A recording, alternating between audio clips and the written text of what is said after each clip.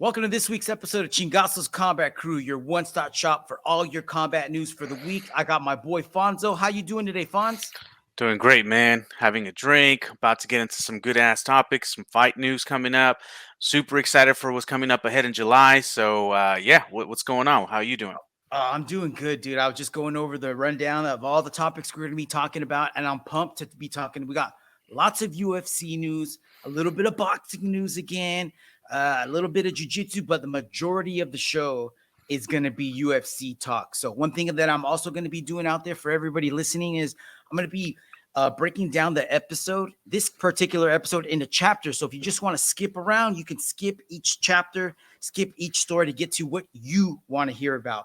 And if you're watching on YouTube, or if you're not watching on YouTube, subscribe to our YouTube page at C_Combat Crew. But we're going to be doing the same thing over there, chapters. So that way you can skip around and get to the stories that you want to hear about or watch the most. So Fonzo, you ready to do this, bro? Let's go. Oh, yeah. Let's get started talking a little bit of boxing. You know that's something that we don't too often talk about. So if you know we're talking about it, it's major news. And you hit me up with this. What was this, like Thursday afternoon? They confirmed this? Yeah. Bro, it's going down. Canelo Alvarez looks like he's got a dance partner, and it's Jermell Charlo. Jermell, one of the two twins. Looks like the fight's going to be going down September 30th, and it's for Canelo's undisputed light middleweight strap, bro. So, I'm sorry, super middleweight. Yeah.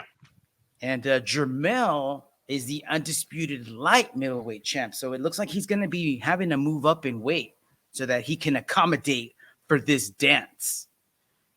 What do you think about this, dude? Well, he's big for his weight class anyways. Okay. So, you know what I mean? If moving up, I don't think is going to be like too big of a deal, although, you know, Canelo's a big dude too anyways for his weight class. So, you know, it's going to present a problem. I was checking out a couple of Charlo's fights recently. Dude is a nice counterpuncher, dude. That's kind of his specialty. He likes to kind of wait. He's got some pretty strong shots. He's got he's got good technique. But I don't know, man. I think this is Canelo's fight all the way. Just his style. I don't think Charlo's going to be able to keep Canelo at bay, because even with the counter punching, I think Canelo uses a lot of good head movement and footwork to get on the inside. Yeah, and those body shots, definitely. So I don't think Charlo's going to be able to do anything about it. It's still going to be a good fight, though. I think it'll be competitive up until a certain point, but then I think Canelo's just going to end up taking it. I think it's going to go to decision. I don't think he's going to be able to put him away, because Charlo does have a chin.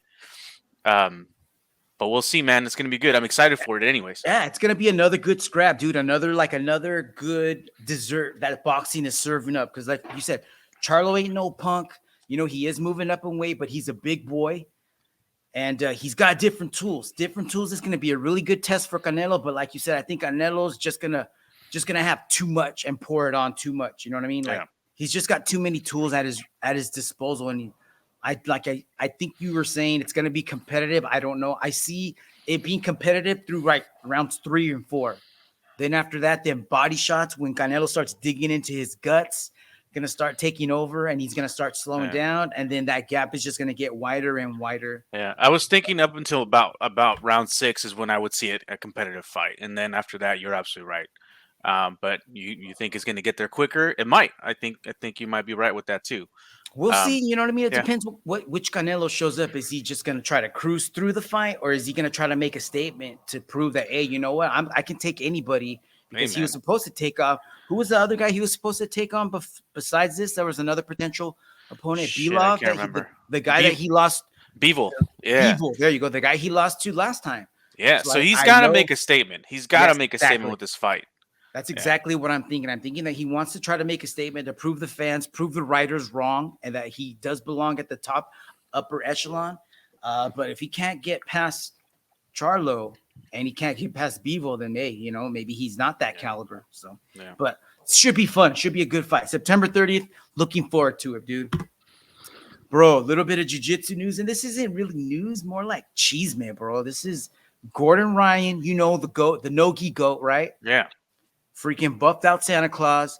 A couple of days before UFC had their jiu-jitsu show a couple of days ago, Gordon posts this out, and he says, hey, anybody that submits a B team member will be given $500. So essentially, he's putting out a bounty out there for anybody that submits Craig, Nicky Rod, Haisam Rida, or anybody else that trains with anybody. And I guess this is wasn't just for the UFC Fight Pass Invitational 4. This goes for everything. Global? Any tournament at any time. Because if you read in the comments, you know, there's a couple of people out there that are saying, hey, you know what? Where's my $500? I see that. So, but someone call the IRS. Dude, but how about that third comment, Craig? What did you say? I'll beat myself off for far less than $500. Dude, Craig loses, he wins, bro. I love it. I love that. Hey, so, wait, but speaking of Gordon Ryan, did he bulk up again? I saw a picture recently of him. Like he's even more jacked than he was before. Is that for reals? Or is that a fake pic? That's pretty sure that's real. He looks more barrel chested, no? Like chunky. Yeah, but he looked like he looks more jacked than he was. Like he looks like he put on a lot more mass. Yeah, maybe, man. Maybe he's hitting the taco bar on Tuesdays too hard. I don't know. Yeah. Oh. Yeah. But yeah, you're right. He did look a little thick. Yeah. Right? Thicker than a bowl of oatmeal is what I like to say. Yup. Well, the bounty for the show that Gordon was talking about is right. It came and went Thursday afternoon, and it was UFC Fight Pass Invitational 4 with the main event being Felipe Pena taking on Craig Jones.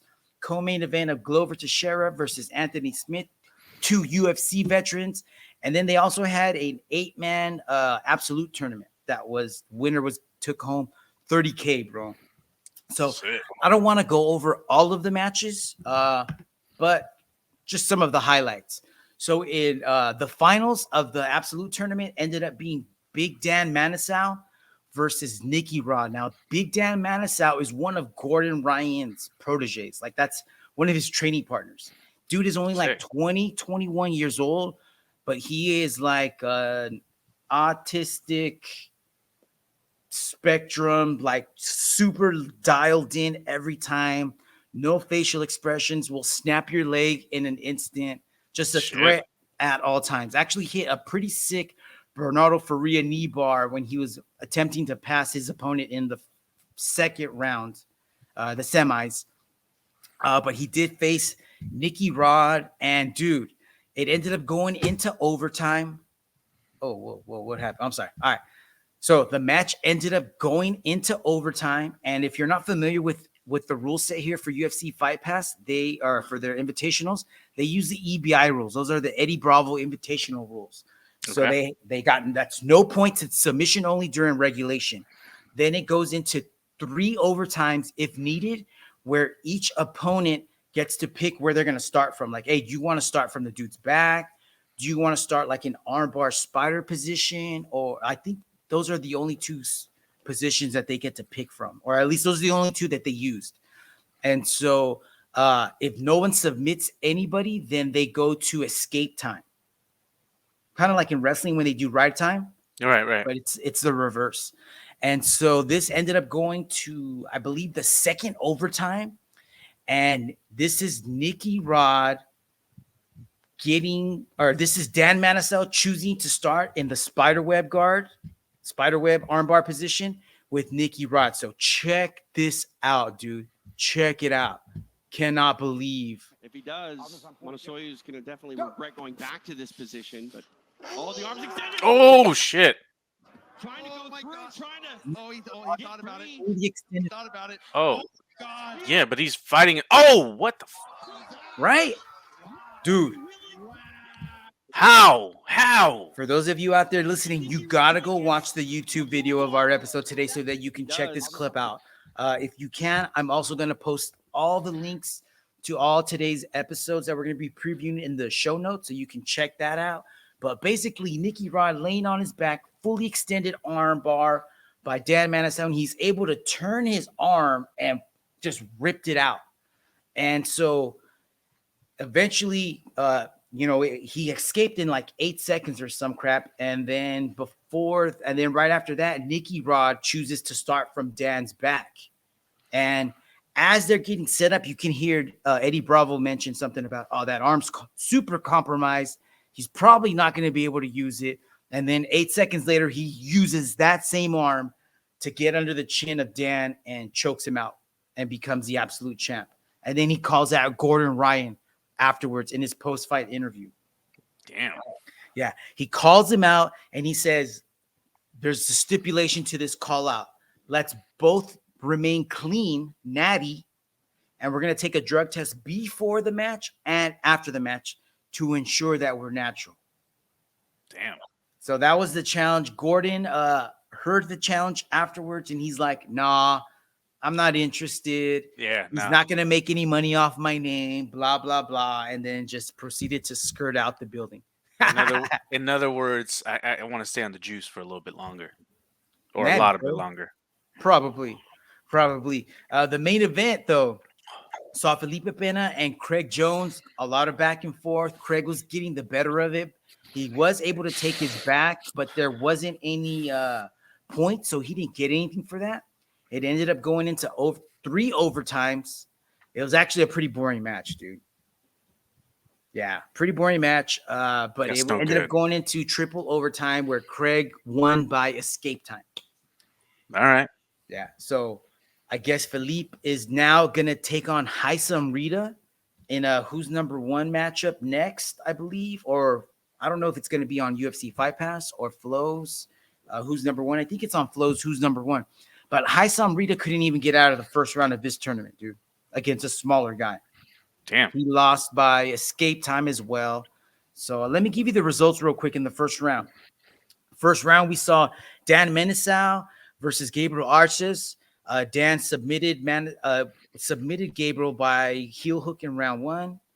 In the next matchup, we saw Haisam Rida taking on Fedor Nikolov. Nikolov was a heavy plus 700 underdog, and he ended up winning in triple overtime by escape. Yeah, by escape time.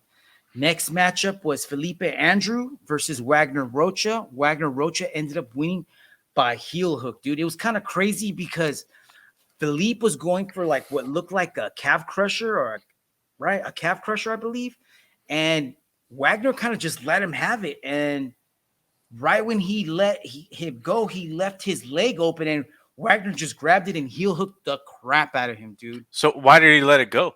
Was he like, yeah. Was he? So right after that, Nicky Rod versus Roberto Jimenez. That ended up going into 3 overtimes, and Nicky Rod ended up winning by escape time. Next up, we had a female matchup, which was Helena Crevar. Dude, she's only like 16.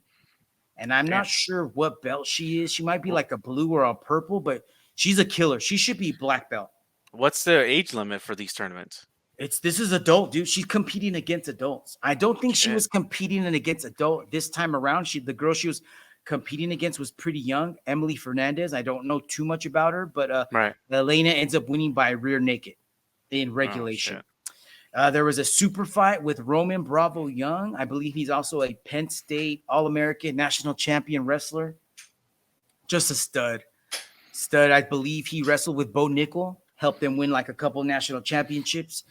But he had a grappling match, a super fight against Alex Perez. Alex Perez, UFC veteran, Lemoore native, shout out Central Valley. But another snooze fest, dude. There was no feet stuff allowed in this. Yeah. Sorry, cousin Ant. I know that's what you like. Well, that's probably why he didn't want. That's probably why he's not here, because he didn't want to talk about it. Yeah. He was mad. He was upset. Yeah. He was pouting. Yep. The next matchup was Dan Manasoiu taking on Fedor Nikolov, who had just slayed one of the giants and one of the favorites in the tournament, Haisam Rida. And Dan ended up finishing him with that knee bar that I was telling you about. Damn. Next matchup was Nicky Rod, Wagner Rocha. I believe that ended up going into overtime as well. and he ended up subbing him with not a fully locked in rear naked because he was on the chin, but he tapped out, dude. And then we talked about Craig Jones and Felipe and the rest of the Absolute tournament already. So yeah, bro, switching over. Let's freaking do this. You ready? UFC me? Ooh, switching gears. Man, I'm all about this fight. Announce All it. about this fight. Tell the public, Fonzo, what are we talking about and what are you so hyped up about? We're talking about Shavkat Rakhmonov versus Kevin Gastelum, slated to take place September 16th in Las Vegas.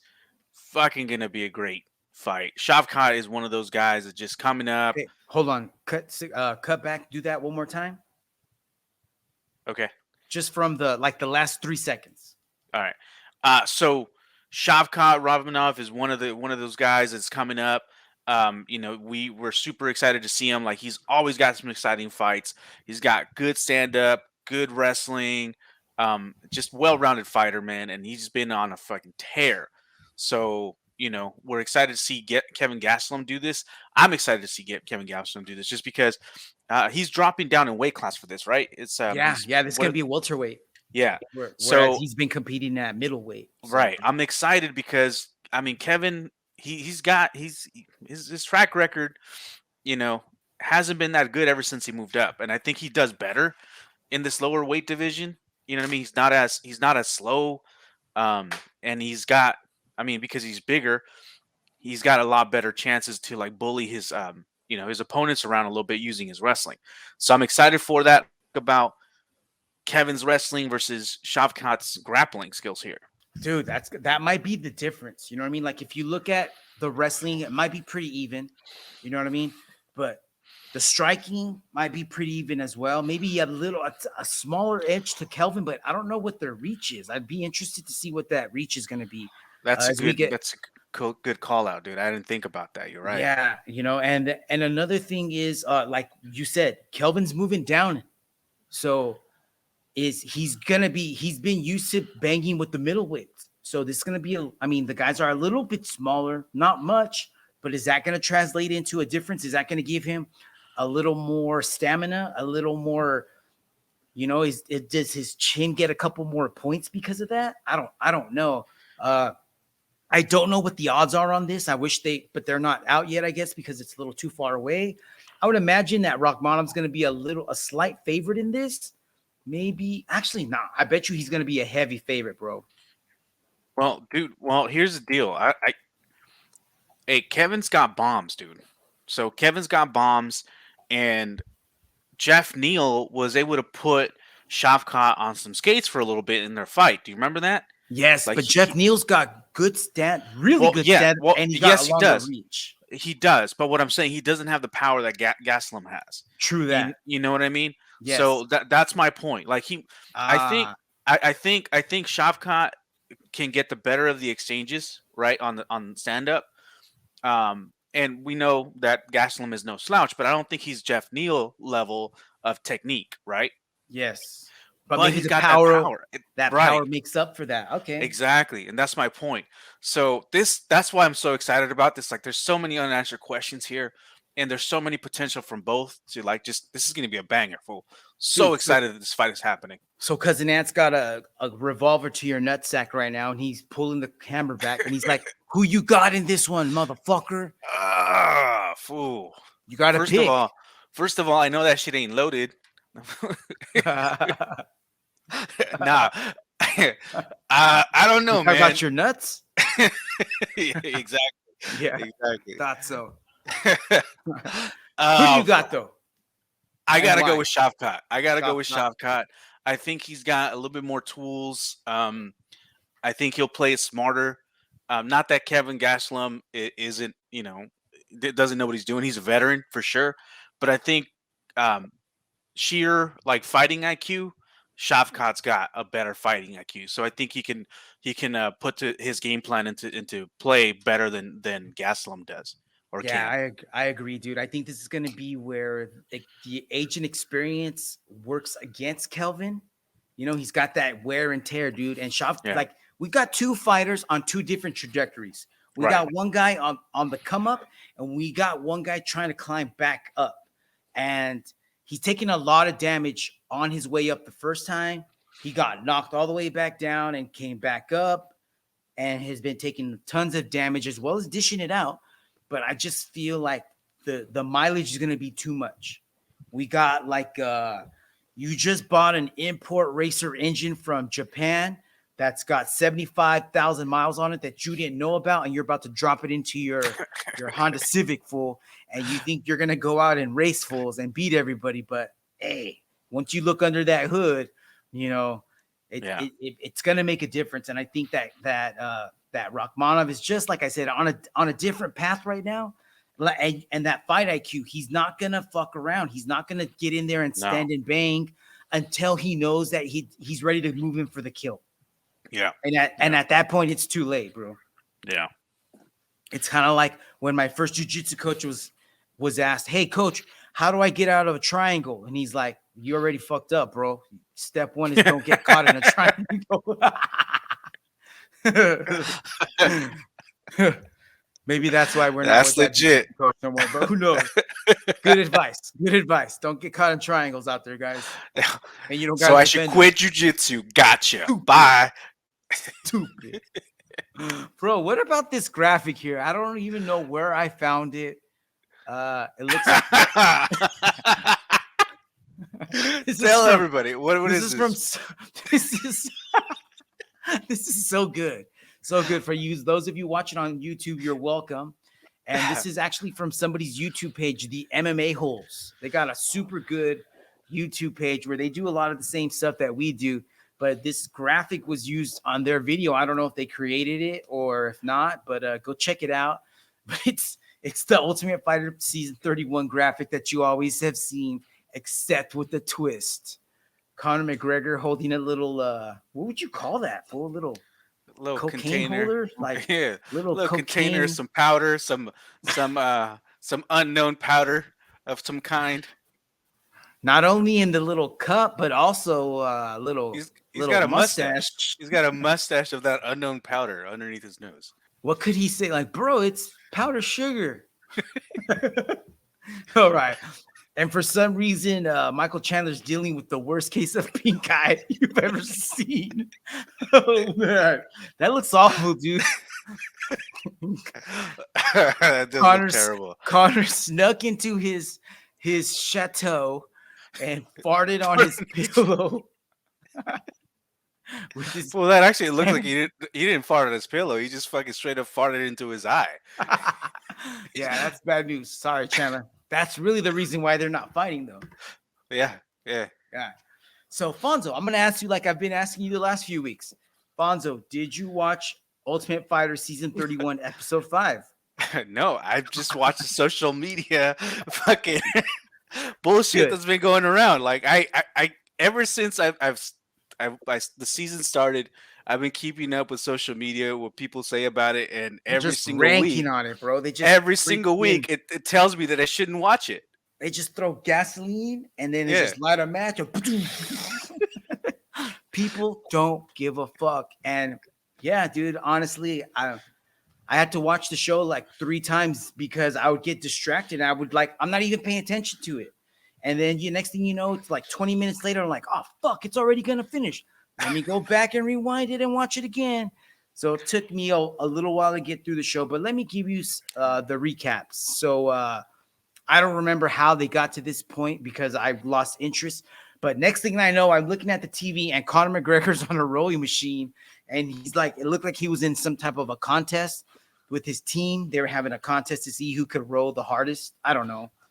See who could get their heart elevated the highest level. So Conor was like, time out. Let me go to the bathroom real quick. And then I was going to say, that's easy when you got all them nose beards. You can get your heart rate to astronomical levels at that point. Pretty sure he was able to roll around the world in like 20 seconds at that point. Hold my beer. Yeah. I don't know who won that competition. Wink, wink. Pretty sure it was Conor. But the guy that was supposed to be fighting on the show or on this episode, Brad Katona, who's on Michael Chandler's team, but in real life, bro, he trains with Connor and John Kavanaugh. Oh shit. So he's part of that team over there. But so check this out, dude. Like almost, I guess after every practice, he goes and talks to them, which is cool, right? Like, hey, you should go talk to your training partner or your coach, right? Yeah.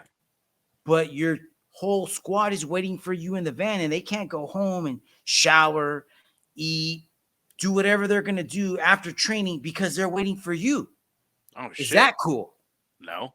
Bro, I totally relate to this because I'm part of a van pool on the daily in my normal 9 to 5. And this is I hate this, dude. You can do whatever you want, but when you're on our time, that pisses me off. So I totally get that the team is pissed off at him for doing that. Yeah, for sure.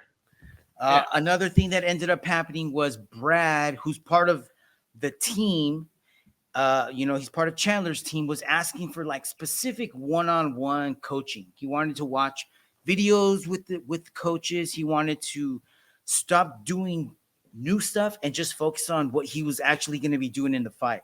And Chandler kind of seemed like he was annoyed because Chandler's like, bro, you're part of a team. We're doing this for everybody. But yeah, as we get closer to your fight, we're going to start doing some of that stuff. And I don't know, just kind of seemed like he was being, they made it look like Brad was being a diva and asking for too much. I kind of agree with that though, man. You know what I mean? He did. Yeah. Yeah, I kind of agree just because you're right, man. Like once you get closer to a fight, that's how any gym works. So you go to a gym, like everybody's trained. Like we got to realize, man, you're training. Everybody's at the same pace. Now, if you got a fight coming up and you're getting closer to that fight, yeah, you're going to spend more one-on-one time with the coach. You know what I mean? But at the same time, like everybody else is there to get their own, training as well. So you gotta balance both of those out. So I agree with that. Yeah. All right. Yeah. So in the fight, Brad Katona ended up taking on Carlos Vera. Dude, this was probably one of the worst fights of the show so far for sure. And none of them have actually been that good at all. So let me ask you a question. So this has been the worst, right? But I mean, why has, in your opinion, since you've been watching the show, why is Conor 0-6? Like, why is all the prospects just because they're prospects and they're taking on veterans? Probably. Or like, is it like coaching? What else is going on? A little bit of both. You know what I mean? Imagine you're a blue belt and you're going to fight a brown belt. Like what's going to happen?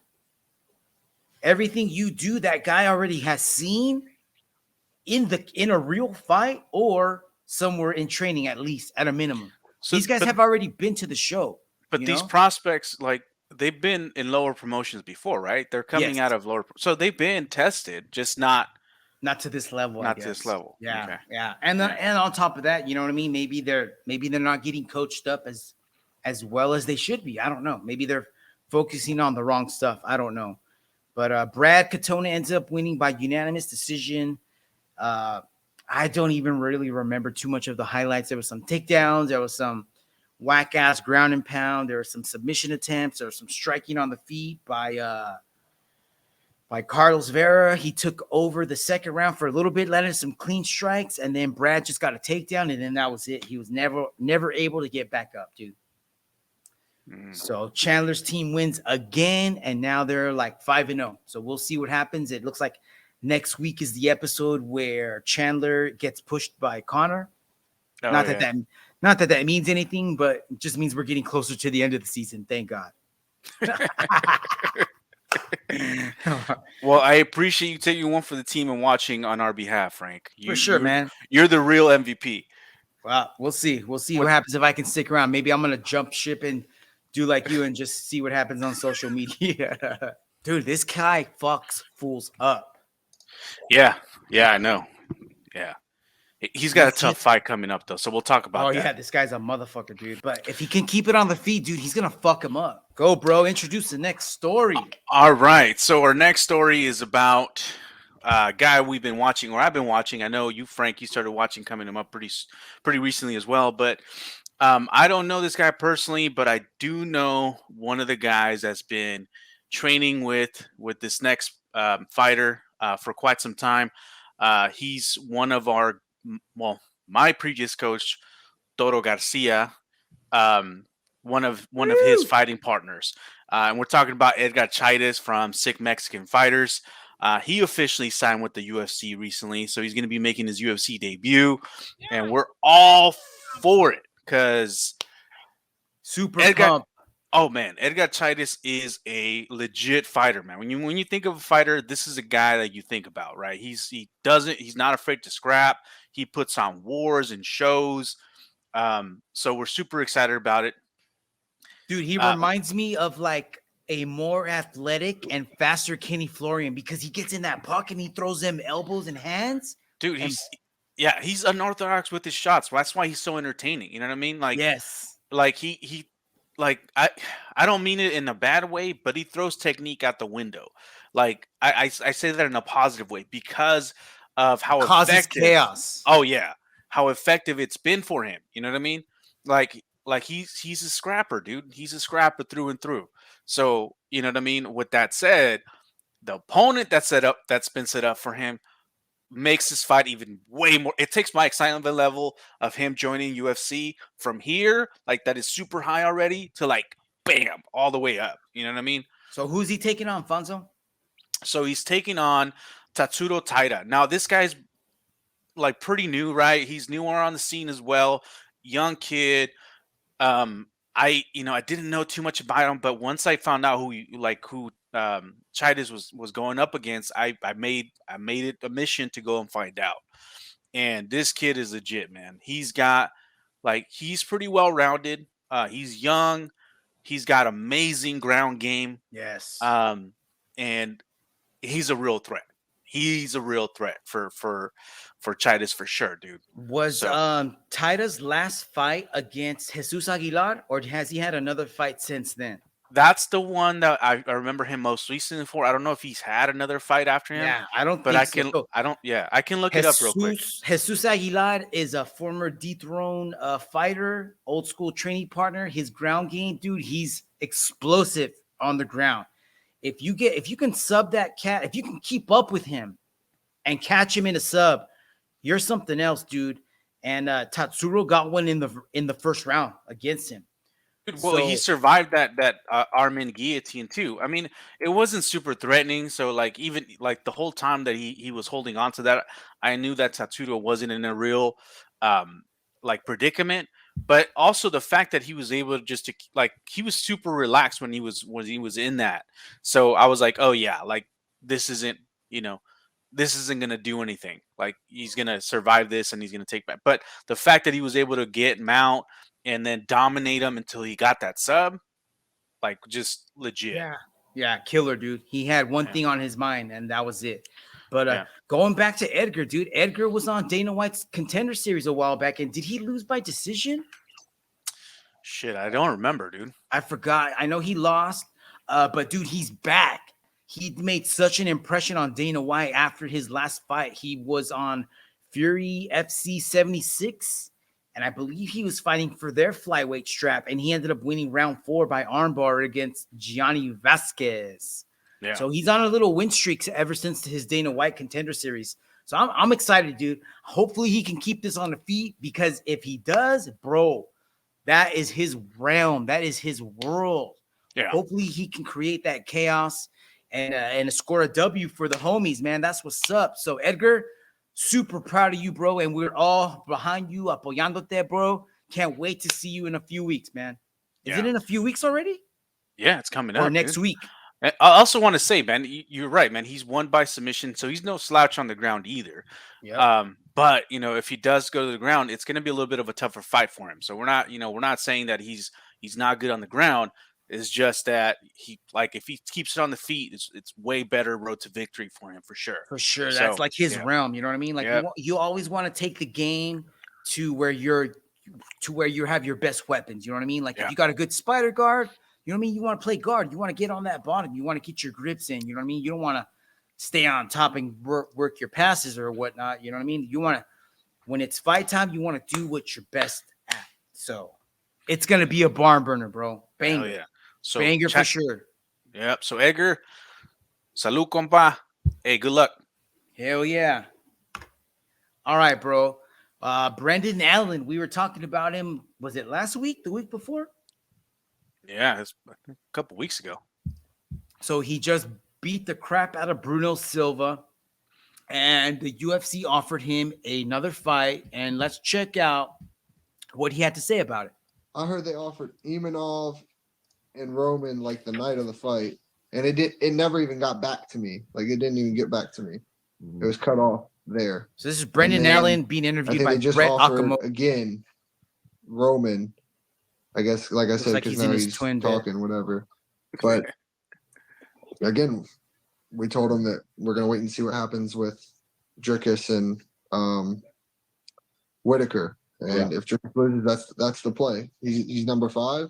So obviously if he loses, he probably wouldn't drop. So it's just the play. So to me, it's Dricus, and if not Dricus, then we'll reevaluate the situation. But I heard they offered. So he got offered Roman Dolidze, who's ranked number 9. You got offended by that? Brendan Allen's ranked number 11, and he was like, "Nah, I don't want that. I'm gonna wait to see who loses, to see what happens between the Dricus and Robert Whitaker fight." And he really wants the Dricus fight because Dricus is ranked number 5. He thinks he could beat him. He thinks that's his way into the top 5, I guess. What do you think, dude? Should you have taken those? I think he would have. Yeah, but no. I mean, I don't agree with that. Do you think that he's done enough to be able to call this type of shot, though? No, but you can't blame him for trying. Yeah, right. You know what I mean? Like, nah, I don't think so. I think the Roman fight makes sense. I mean, that makes sense to me. But I mean, look, he wants to move up faster, and of course, of course he should. You know what I mean? Well, not only that, but that's exactly what the roadmap has been for a long time, right? That's how Conor did it. You know, he's calling out people. That's how Colby Covington. You know what I mean? Like, you make a name for yourself by doing that. It's been proven time and time again that if you just wait your turn. You can't just call them out. Like, you got to call them out a specific way. And I get it. That. Right? Like, right. If he's gonna hold out, like, bro, if you're gonna do this, you gotta go all in, because you can't just be like putting your toe in the water and be like, nah, I'm gonna be like, you know what I mean? Like, dude, you're right. If he wants that fight, call for it and talk the most crap you could to get the most eyes on you, to generate the most buys, because that's what the UFC drives. That's what drives the UFC, dude. Unfortunately, you know. Yeah. No, you're absolutely right. You're absolutely right. But I mean, you can't blame him for trying, but you're right, man. For sure. Just like Michael Scott on The Office said, you miss 100% of the shots you don't take. All right. Next story, bro. Ilia Topuria headlined UFC on ABC last week and beat the hair off of Josh Emmett. His hair will never grow back, bro. Ever. So there's been a lot of steam coming off after that, and Volkanovski's got a match coming up next week against Yair Rodriguez, so he's defending his strap. But people are already chirping like, "Yo, what do you think about a matchup against Ilia?" That would be good.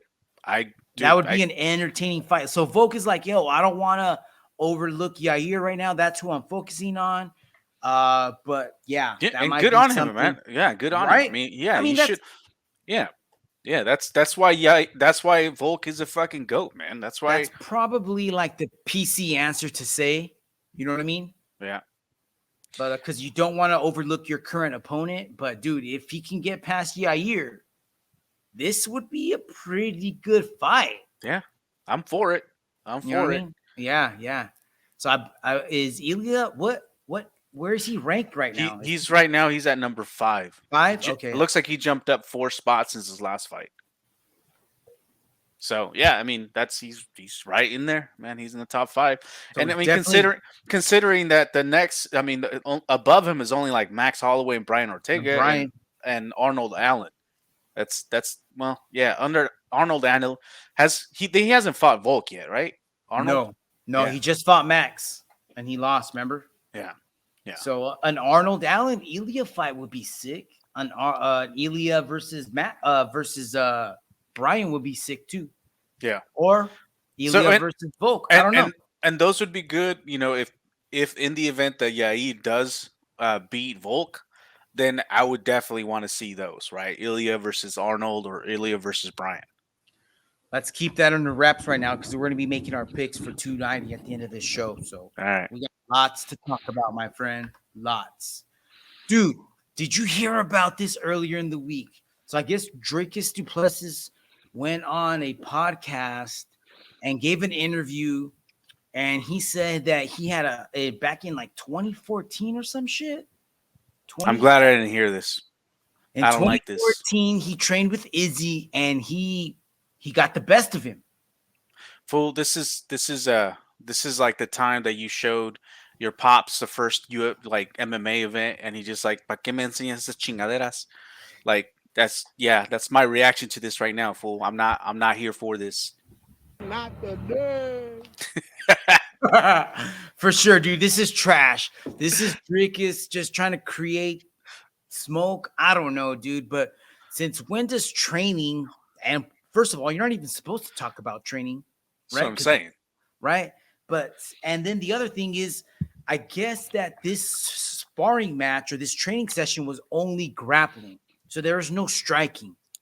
So I explain to everybody who's not watching the video what happened. What was the exchange? Well, there's no video. There's no video. It was just Dricus saying, "Hey, I got the best of him. I fucked him up. You know what I mean? I got him." And when Izzy was asked about this, he's like, "Oh yeah, that was 2014, so long ago. I remember, like on the grappling, he had me, but on striking, I just messed him up." And then Dricus came back and was like, he's 100% correct in that. I did manhandle him in grappling and wrestling exchanges, but we did not do a single round of striking together, not one. So that just goes to show you, dude, like you're only playing with half of the game. And that half of the game is 100% of his game. Right. So, yeah, nah, dude. That's like me telling Fonzo, yo, we're going to play some Red Dead Redemption, but you're going to play on your controller and I'm going to play on my keyboard and mouse. Bro, nah. It's not the same, bro. Not the same. Dricus, settle down. Focus on Whitaker. Dude, next story. Did you hear about this? So the UFC champ, the current light heavyweight champ, Jermell Hill, chirping at Corey Anderson from Bellator as Corey Anderson laughs off war of words with Jermell Hill. He's the champ. Who has he beat? So these guys started chirping at each other. Okay. No, I didn't hear that. So I was like, what were they saying? Remy? What were they saying to each other? Well, this is what Corey said. Everybody's laughing, talking. He's the champ. He's the champ. Who has he beat? Everybody's going to say he's the best because he's in the UFC and I'm in Bellator. Say what you want. You put us in the cage. I'm going to dust you off, Playboy. You ain't got nothing. Damn. So let's look at their records. So I'm going to look at Corey Anderson's record. He's now in Bellator. He last beat Phil Davis by split decision. Before that, he lost to Vadim Nemkov by unanimous decision. Before that, it was a no contest, clash of heads. And then before that, he beat Ryan Bader. And then before that, he beat, I don't know how to say that guy's name, Dolvitz-Zan Yagash, whatever.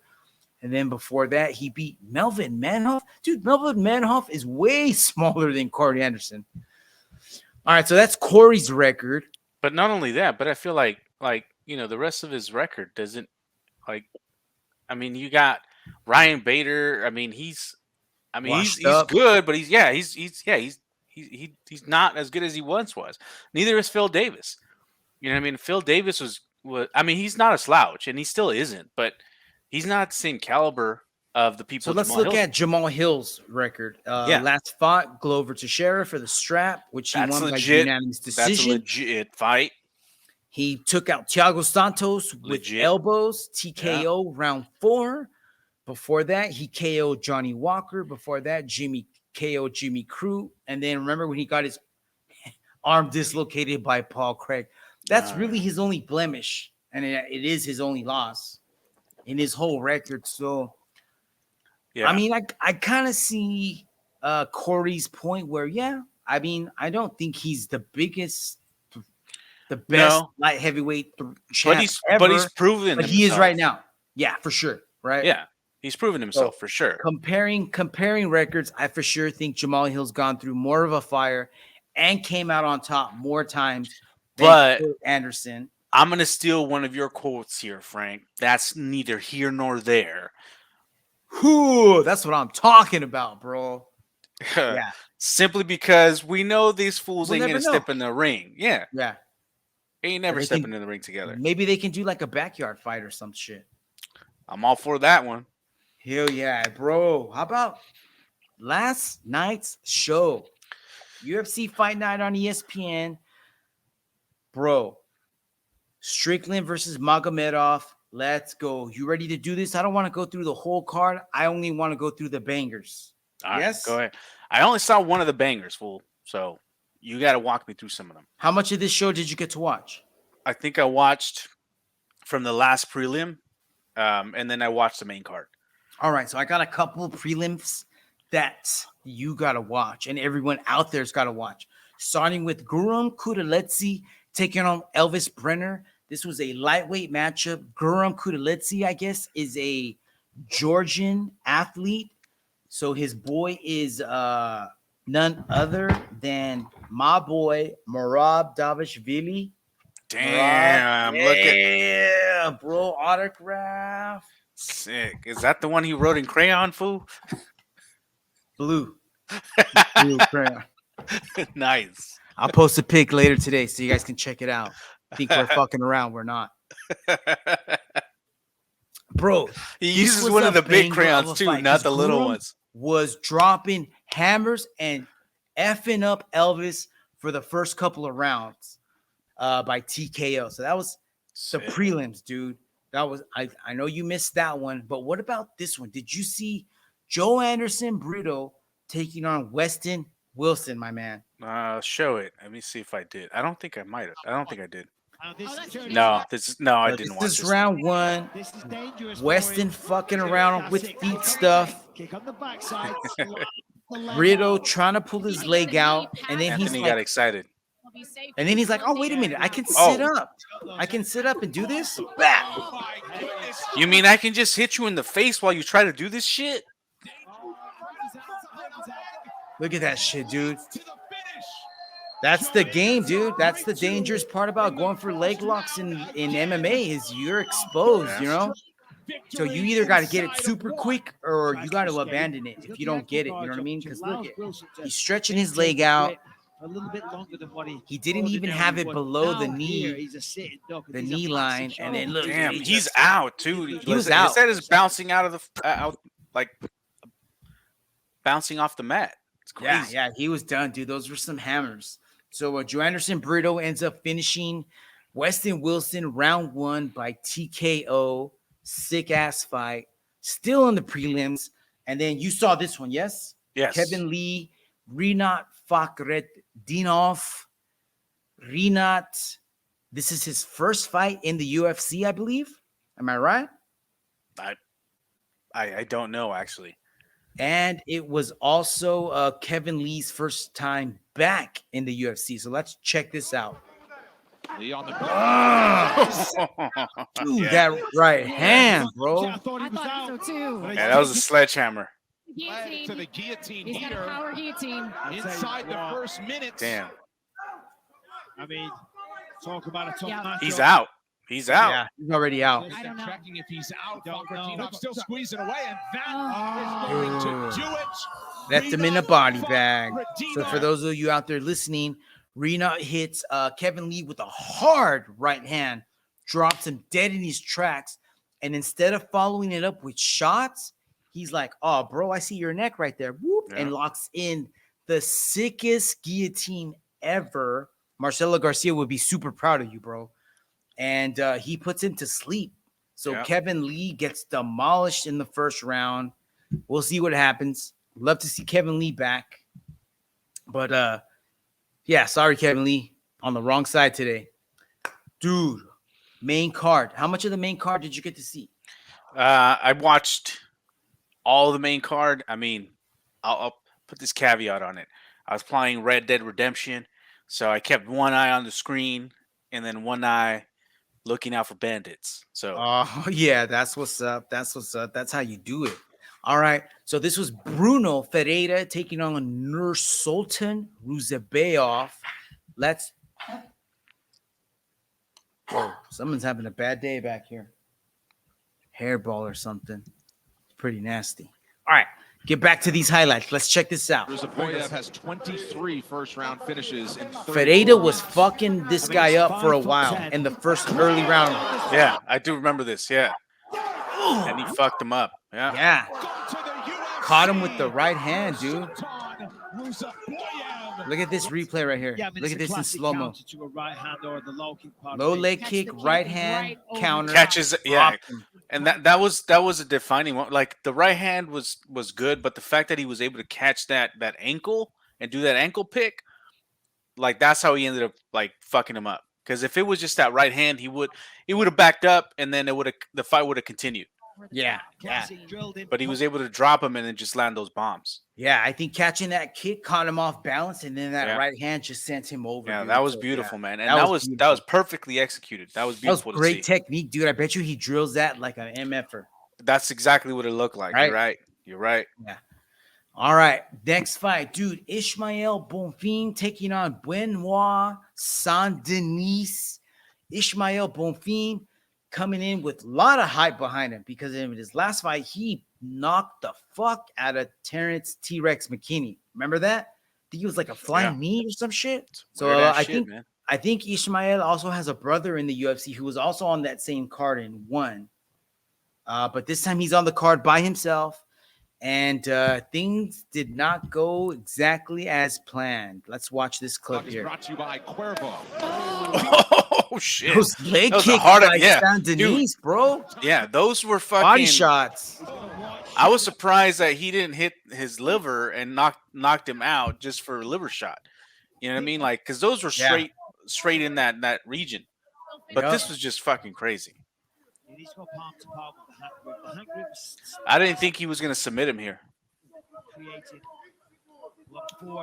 Yeah, no. So Saint-Denis ends up winning by rear naked, right? After them Yeah. body shots, he eventually got Bonfim to the ground, took his back, and then sucked in the rear naked before round one was over. So he got it done in the first round. Dude, Took that was crazy all his- too. Yeah, I thought he was gonna make it to the end of the round. I was like, yeah. Yeah, 'Cause he was struggling to get had under Bonfim the winning this chin. one. I thought he was gonna put a whooping on Benoit, but dude, Benoit looked really good. And then did you hear his post-fight speech? No, I didn't. What did he say? Dude, he called out Gamrot. Dude, that would I'm be all a for good that. fight. That'd be great. That'd be great. Dude, That'd be great. Take Let's do it. my money. I want to see it. That's right, Nuke. All right, bro. Main event: Sean Strickland taking on Abus Magomedov. All the writers, everyone in the game had Abus just putting a beat down on Sean Strickland. Everyone was thinking Sean Strickland's just gonna come in and get walked down, but that was not the Opposite. case, my friend. Total Opposite. Total opposite. What did we see? It was like backwards day for Sean Strickland. Dude, Sean Strickland just walked him down. Yeah. Dude, For there was 2 rounds. nothing Magomedov could do at all. It's like throwing paper airplanes at Godzilla. Yeah. Yeah, it was like fucking it was like if I was like in Red Dead Redemption with a pea shooter and I had like 10 bandits around me. That's But exactly you're what it level was for. 47. Yeah. Dude, he beat the shit out of him. Yeah, he rained down them shots, dude. So round 2, Sean Strickland TKO. Damn it, we should have put money on that. I didn't see that one coming. Dude.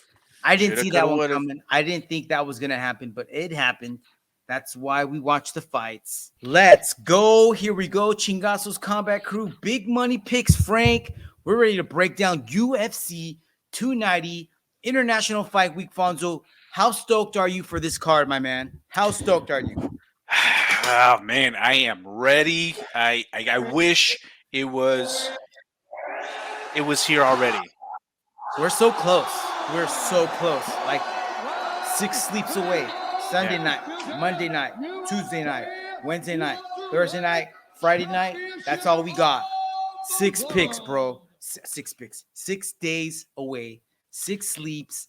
Let's fucking go. This card is so stacked, top to bottom, bro. You know what this is like? It's like when your parents told you you're going to Disneyland and you can't wait for that to happen. Like you can't even sleep. Like that's how good this is. Yes, exactly like that. I'm on the edge of my seat. We got good fights on the early prelims, on the prelims, and of course the main card is going to be off the hook. So I'm going to go over the fights that matter the most to us, starting with this early prelims match.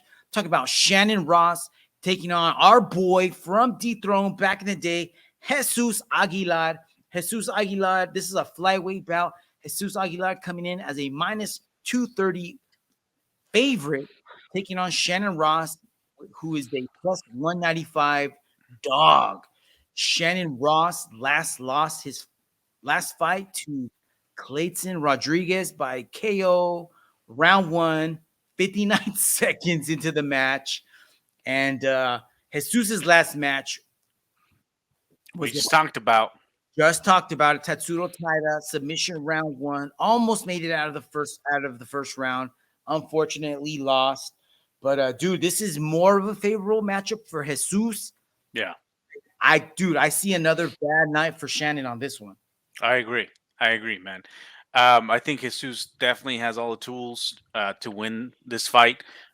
He doesn't have the same threats that Tatsuro had. You know what I mean? So I really don't see Shannon being able to overtake Jesus at all in any part of the game. This should be a pretty good stylistic matchup for Jesus, and he should put on a show here. That's what I'm expecting, Bro. He's got to put on a show. I'm gonna tell you right here, he's got to make a statement because this is his second fight in. He does That's what not I'm want to saying. get cut, and he's got the skills, dude. He can hang at this level. I mean, Yeah. I'm being super biased, but I'm telling you, dude, I've seen it. I know, and he's gonna prove it on this night. I'm going Jesus Aguilar submission round 2. Watch what's gonna happen. What's up? He's gonna drop him with hands, bro, because he's gonna have the timing down. He's got the speed advantage, and once he hurts him, he's gonna drop him, and he's not gonna finish it with ground and pound. He's gonna go for the sub instantly. Watch. Okay. I'm going TKO round 2. Jesus Aguilar. All right. That- So you'll go TKO. I'm going sub. All right. We're All on right. the same page. I like it. God damn.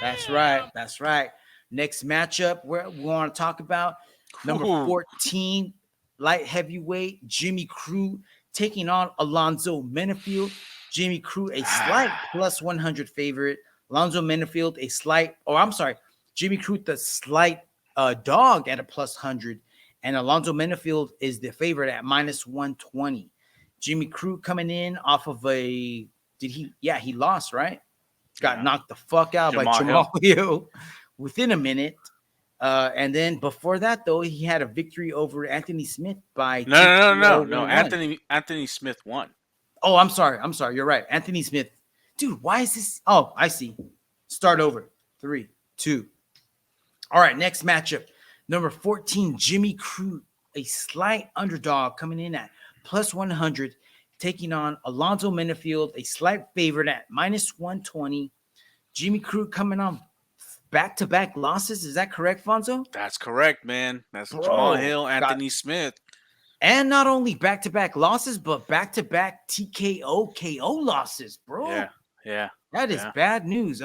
Alonzo Menafield coming in with a win. Both looks like a 2-fight victory, 2-fight winning streak. Last beating Misha Cirkunov by TKO round 1, and then beating Askar Mazarov by TKO round 1 as well.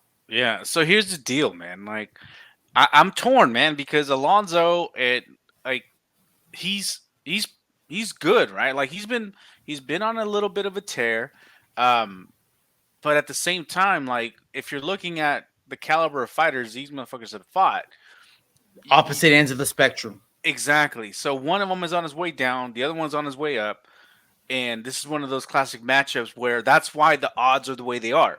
Like you don't know, right? You don't know how how hard Jimmy Crute is falling, and you don't know Alonzo Benefield's star like rising power is. So it's a toss up for me, man. It's hard. That's. I mean, okay. So if I'm gonna go with one, I'll go Jimmy Crute, bro.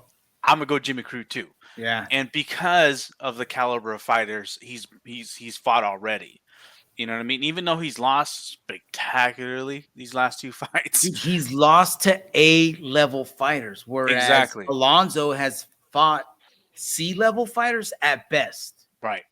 So okay, so prediction, I would say this is gonna go the distance. So I got Jimmy Crute decision. And it'll probably be unanimous. I think so. I'm with you on that one, bro. I just feel like this is like, you know how like when you do a jiu-jitsu tournament and you lose and you're like, you feel like shit, and your coach is like, bro, don't even worry about it. Like you learn, you grew from this. You're gonna get better, and you go back to the gym the next day or that next week, and you just feel so much better. So you perform better.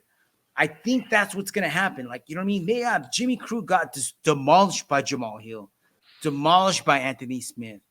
But those are upper echelon dudes, whereas Alonzo Benefield is trolling with white belts. And yeah, he finished them, but that's because that's what you should do. You know what I mean? But they're white belts. Yeah. So this can be a true test for both of these guys. So you think this is like a tune-up fight for Jimmy Crute? I don't think it's a tune-up fight. I think this is a more favorable matchup for him for sure. Okay. So I'm going to go Jimmy Crute decision like you, my man. I don't think that he's going to be able to put out Alonzo just because he's tough, dude. He's stocky. He's got great stand-up. He can take a shot. But Jimmy Crute has just been on another level as far as caliber of opponents, and he's seen more danger. I agree. Agreed. So moving on, dude, I'm super upset about that. Super upset because we were supposed to get Sean Brady taking on Jack Della Maddalena, but it looks like Sean Brady is out. And who's supposed to be stepping in, dude? Chris Curtis? Hey, man, I'm not mad at that. So it looks like Chris Curtis is going to be taking on JDM at last second. So how many days does he have to prepare for this? Fuck. When was this announced? Like 2 days ago? Maybe not that long ago. So and Chris just fought not too long ago as well, no? Yeah, he did. Nasruddin, that was ruled a no contest back on June 10th. So it hasn't even been a month. So is he concussed? And then his fight before that was he got headbutted as well. Remember? Yeah. Yeah. So is he so concussed that he's taking on any fight he can get? Well, here's the deal, man. Like, if he was concussed, like he wouldn't be clear to fight yet. True. So, you know what I mean? I don't think he's concussed. You know what I mean? Like, is he at 100%? Well, no fucking fighter ever is. Nobody is for sure. So I don't know. Like, I'm not mad at it. You know what I mean? I think I would have liked to see this fight. If they were both like prepared for it, you know what I mean? A full camp. Well, full camp behind them. I would have loved it more, but I'm not mad at it. It's a good replacement. You know what I mean? It's a good replacement. I'm not mad at it, but it's gonna be a good fight. But I think JDM, I think it's gonna be the first time he goes 3 rounds because I think that's how tough Curtis is. Okay. Yeah. I was thinking second round, but you're right. It could go all 3. I'm thinking JDM. I'm going JDM second round TKO. Say that one more time, Fonzo. You're going JDM what? Second TKO. So JDM TKO round 2. Yep. All right. Next fight. I think this is the main card now. Yes, Bo Nickel, Tresean Gore. I think so. Yep. This is the main card now. Bo Nickel, Tresean Gore. Tresean Gore is a plus 750 underdog, bro. Bo Nickel minus 1,600 favorite, dude. What the fuck? Why would they even make a fight like this? Because that's what Dana White wants, bro. All right. I'm going Bo Nickel, Round 1, round 2. Because this ain't going 3 rounds. round 1. But Sub or TKO? I'm a TKO. But I'm gonna go ahead and put $50 on Tresean Gore just to fucking cover my bases. just so I can make some cash in case something happens. Dude, why don't you give me those $50 and I can buy a gem for my belt right here? Because it won't have the same return if Tresean Gore wins. True that. Put it on Tresean Gore, and then once he wins, buy me all the gems for my belt. You got it. All right, thanks, bro. I'm with you, dude. I think Bo Nickel's gonna beat the snot out of Tresean. Tresean's basically just taking a paycheck here. Bo Nickel, round 1, TKO, bro. I see a blast double within the first 30 seconds. He's going to pass within 10 seconds, and then he's going to rain hell from up top and going to kill him. Yeah. It's going to be like Thanos with all 6 Infinity Stones. On both hands. Yep. Yeah. All right, next fight, dude. Jalen, the Tarantula Turner, taking on Dan Hooker. And I feel like this is the UFC saying, Jalen, we're sorry we gave you a bad matchup and you got knocked the F out, but here's Dan Hooker. Now you can return the favor. Because that's probably what's going to happen. Yeah, but I don't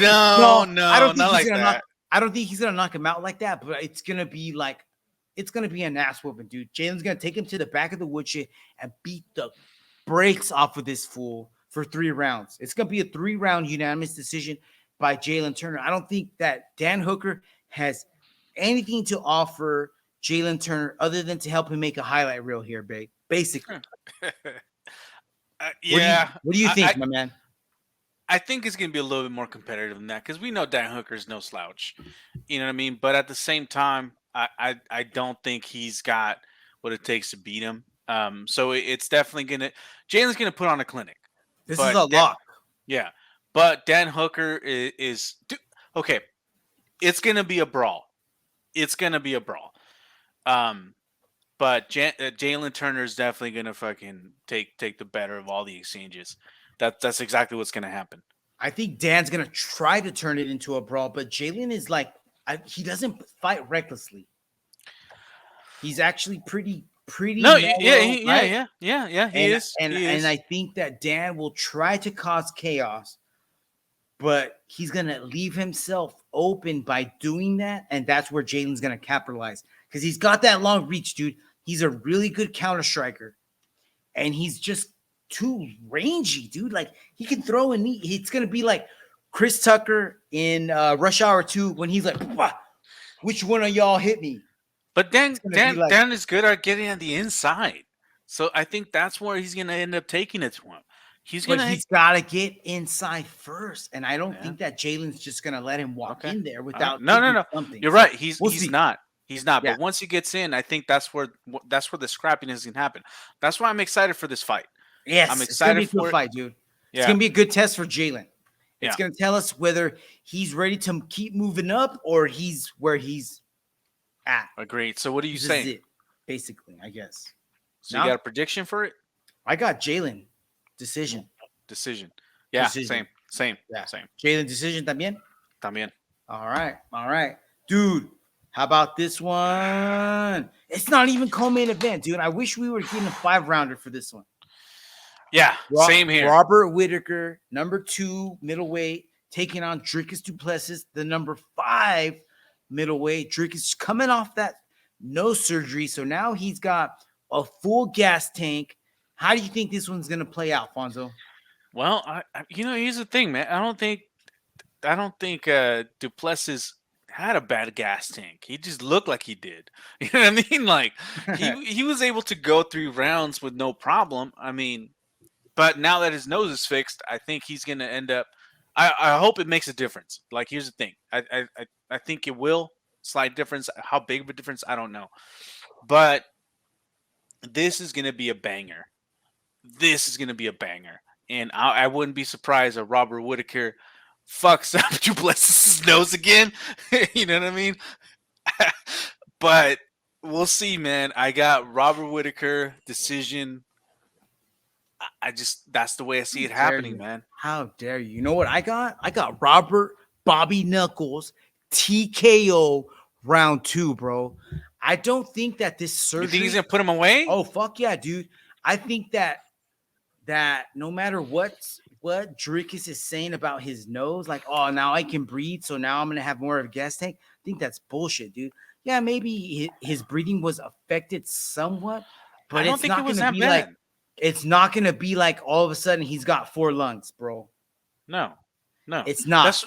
That's He's what I'm saying. always fought sloppy. That's how he is. And if that's how you come in against Bobby Knuckles, he is gonna mow you down, bro. Okay, This is you're gonna right. be like Norman, like freaking storming the beach at Normandy, and he's got a Gatling gun sitting up there. He's just gonna tear him up, dude. I just don't think he's gonna put him away though. I think Duplessis he's gonna be able to withstand the chin. Like it's gonna be a fucking murder for sure, but it won't be like he's gonna put him away. I think it's just gonna be a clinic of what Robert Whitaker can do.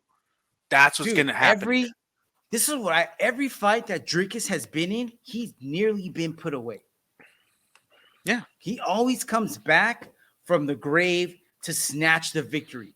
Everybody he's fought has I don't think it's basically gonna happen this time. taken him to the edge. And if those people have taken him to the edge, bro, Bobby Knuckles is gonna bury his ass. Look at who Drickus has fought. Derek Brunson, Darren Till, Brad Tavares, Trevin Giles, all of these guys he beat, but at some point in those fights, they took him to that edge and almost took him out himself. You don't think that Bobby Knuckles is gonna take him to that spot? Yeah, I'm like, bro, this is automatic. He's gonna beat the brakes off him, and I think he will finish him. Yeah. Okay. I am also wondering who the ref is gonna be, because that could play into it as well. I'm just glad Mario Yamasaki isn't in the fucking ref anymore. Well, for Drake, it's because he would freaking lose and come out with brain damage. But if there's a judge in there or a ref in there who pulls the plug early, that could be bad news for Drickus. Yeah, I agree. Yeah. Agreed. Bro, let's move on to co-main event. Tijuana Zone, Brandon Moreno, the champ at flyweight, taking on Alexander Pantoja. Brandon coming in as a minus 170 favorite. Alexander Pantoja, a plus 145 dog. Bonzo, I got their both resumes up on the screen. Brandon coming off of a win off of Davison by TKO round 3. Before that, Kai Kara France, a TKO round 3. Before that, a unanimous decision loss to Davison. Before that, a rear naked decision or submission over Davison. Before that, a draw over Davison. And then before that, a TKO over Brandon Royval round 1. Looking at Pantoja, he's coming off of a win over Alex Perez by submission round 1. A submission over Brandon Royval round 2 in his last fight. Before that, a unanimous decision win over Manel Cape, and then a loss to Askar Askarov by unanimous decision before that. And then before that, a win over Matt Schnell by TKO, and then a loss to Davison by unanimous decision. Bonzo, how do you think this is going to play, folks? Man, did you? Okay, first I'll say I had to go watch their first fight. Did you? Well, their first, not the one at the Tough. I'm talking about the actual UFC afterwards. Fight. Yeah, afterwards. And dude, it's hard. It was a different Brandon, though. It was a different Brandon. It was a different Brandon. But both these guys made improvements since then, right? Brandon is a fucking legend now. But if Alexander Pantoja made the same adjustments, this is going to be a tough fight for Brandon, man. And here's what I saw in that first fight. And you always have to go back to history, dude.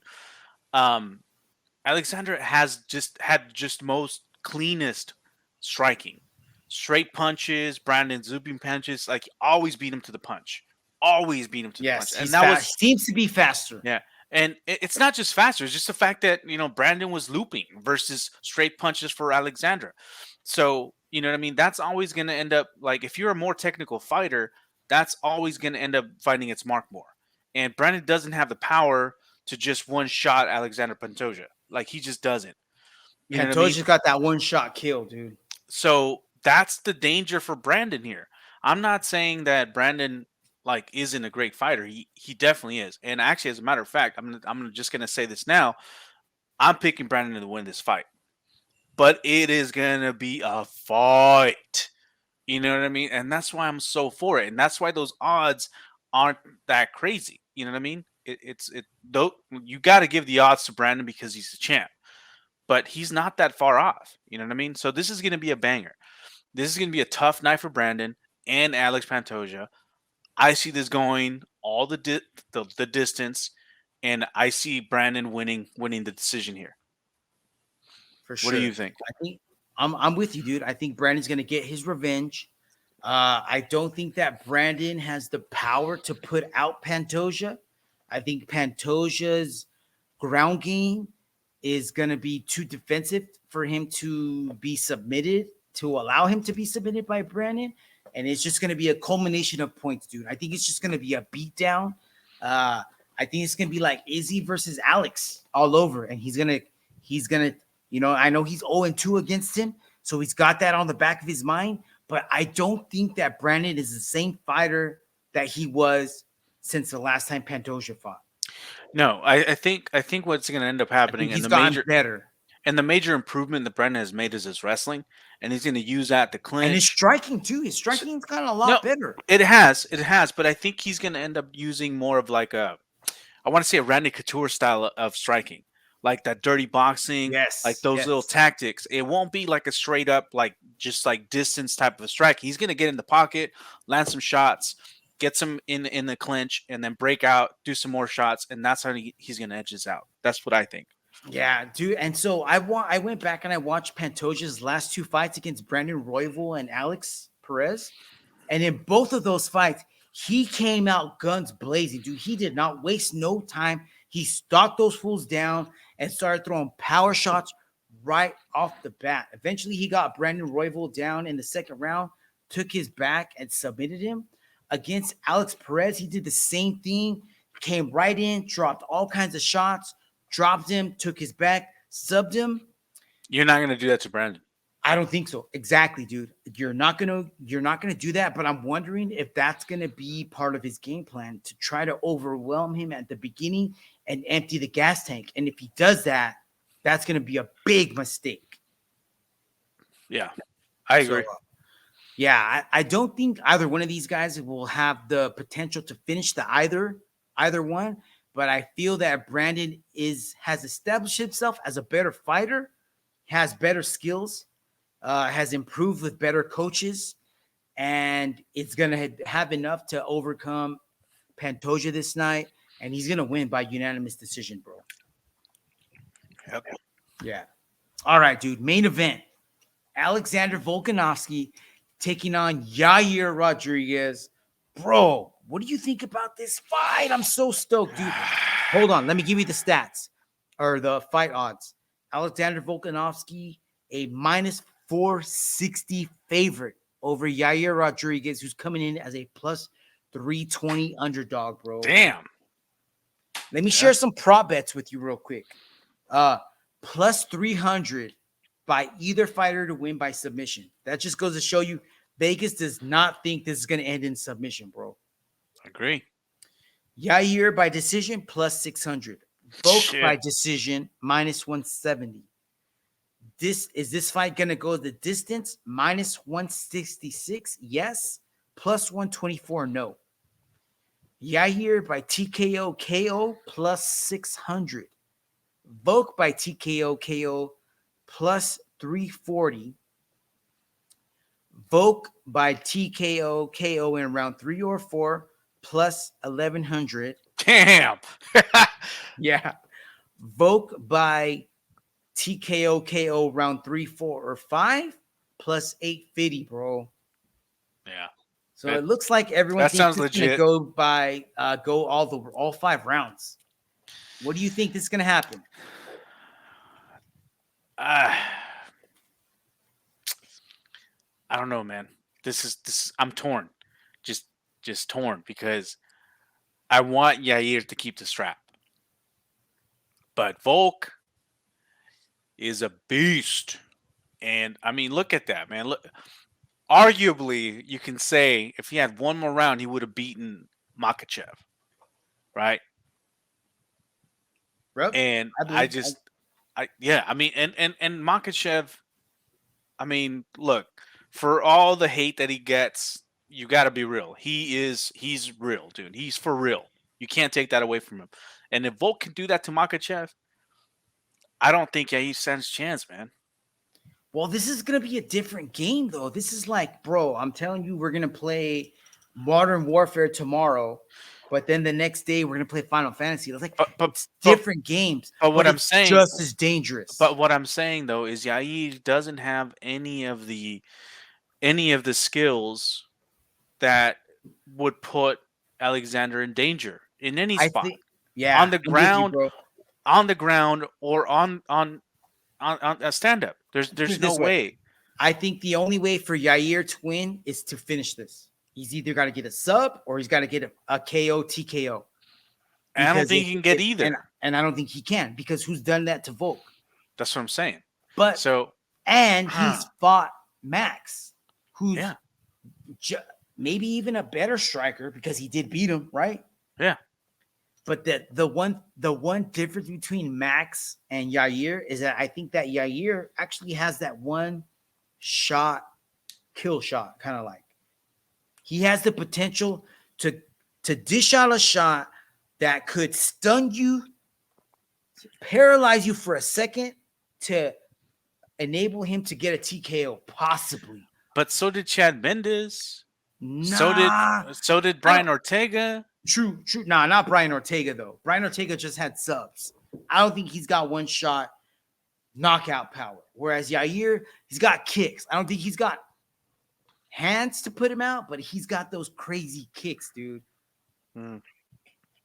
But other than that, outside of that, I don't think he's got a shot. Sorry, Yair. I think this is going to be heart. Volkanovski by decision. Or TKO round 3, 4, or 5. I'm gonna go with decision. With decision. Yeah. If I'm playing it safe, I'm gonna go Volk decision for sure. So yeah, that's it, bro. Why'd you gotta end in such a down note, fool? I didn't want to do that to Yair. It's my boy. It's for the strap, bro. It's to benefit the game. That's true. Benefit the game. So the only thing that's going to happen is we're going to win because we're going to see a great fight. So, yeah, that's it, my friends. Everyone out there. Fonzo, anything for the fans? Anything for the listeners out there? I hope you guys enjoyed today's episode. Hey, it's 4th of July. Hope you're enjoying it out there. Get some fireworks. Don't blow your hands off, your heads off, your peckers off. Stay safe. And International Fight Week. Can't wait. Let's go. 6 more sleeps. Yo, Chingazo's Combat Crew out. Have a safe, fantastic week, everybody. Catch you next week. Peace.